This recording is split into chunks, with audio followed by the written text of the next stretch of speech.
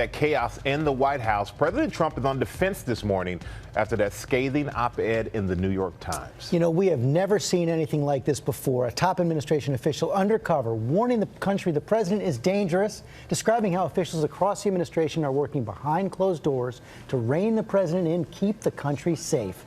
No surprise, Trump is furious, calling the official gutless, calling on the New York Times to turn the writer over to the government. Our senior White House correspondent Cecilia Vega starts us off. And Cecilia, this article set off an explosive chain reaction inside the West Wing and an intense search for the writer. Exactly, George. In fact, there was a fact-finding mission here overnight to try to find out who this writer could be, and it could be anyone. This is a president who is already isolated and seems very much to be paranoid, and from his tweets, he is now seething, calling for this writer to turn himself in and using the word treason. It is an historic act of defiance from inside the ranks of President Trump's own administration. A self-proclaimed member of the resistance working to block aspects of the president and his agenda and claiming many others are doing the exact same thing.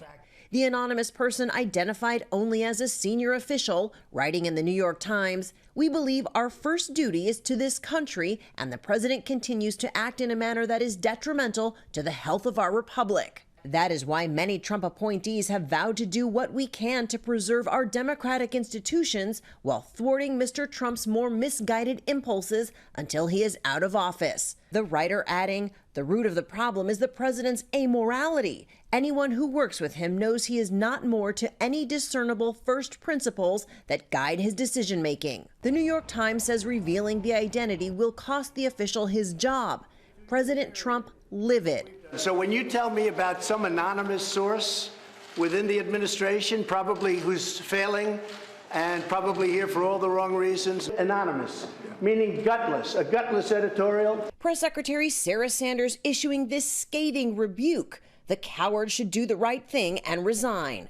But the unnamed official paints the picture of top aides staying on the job to save the country from the president himself, saying the president's behavior is erratic, his leadership style petty and ineffective. Meetings with him veer off topic and off the rails, the official writes. He engages in repetitive rants, and his impulsiveness results in half-baked, ill-informed, and occasionally reckless decisions that have to be walked back. And then this stunning claim that cabinet officials have whispered about invoking the 25th Amendment to remove the president from office. Quote, "But no one wanted to precipitate a constitutional crisis." The official writing, "Americans should know that there are adults in the room. This isn't the work of the so-called deep state, it's the work of the steady state." The book is a work of fiction. The White House already in crisis mode over veteran journalist Bob Woodward's new book, which makes similar claims of aides working behind the scenes to stop the president from making catastrophic mistakes.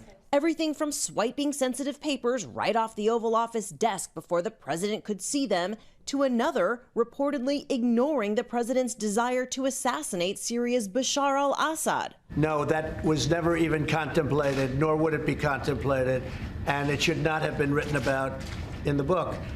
It's just more fiction. But this morning, it is the mystery surrounding that senior Trump official who wrote the op-ed that is vexing Washington. We don't know what. It could be anybody in the executive branch. Is it someone very close to the president, or is it someone far removed? Someone working on the inside of the Trump administration, vowing to frustrate parts of his agenda and his worst inclinations. One fellow Republican saying he's not surprised at all.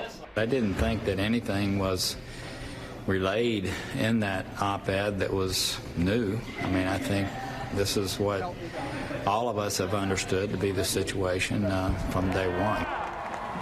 So what we have heard in this op-ed is not an isolated sentiment at all. When you often talk to high-ranking officials here, they will privately say the same thing, that they are protecting the president from himself and, frankly, the country from the president's impulses. But today, the West Wing is really consumed with trying to find out who this writer is. We know about that fact-finding mission overnight. And, George, I got to say, we also know that White House aides and allies overnight were circulating a text message saying the sleeper cells have awoken.